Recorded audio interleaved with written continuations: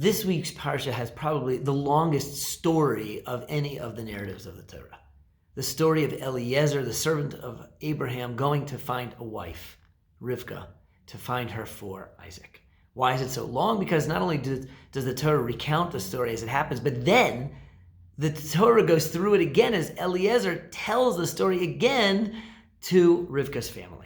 Why is it so lengthy? Why are there so many verses to tell the story? Our sages say that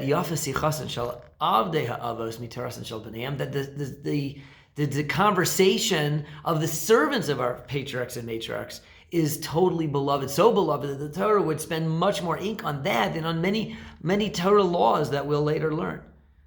And we learn many things about the speech of the patriarchs and matriarchs and their servant Eliezer, the way that they spoke, the way that he spoke. So for example, Eliezer himself was very conflicted in this story. He wanted his own daughter to marry Isaac. He didn't want to go find another girl, find Rivka for Isaac. And so the whole time that he's going on that errand, he's very conflicted.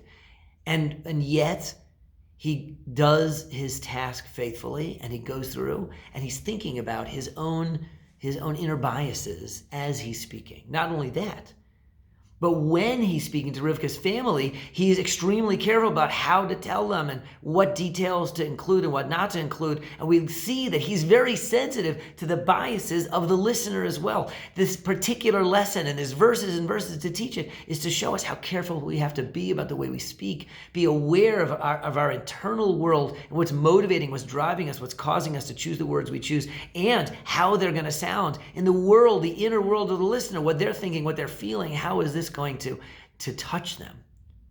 From these words, we learn an important clean speech Colorado lesson, to be totally aware and mindful of what informs the words that we choose. Have a great Shabbos and have a great November. Clean Speech Colorado. Sign up now and participate and enjoy. Good Shabbos.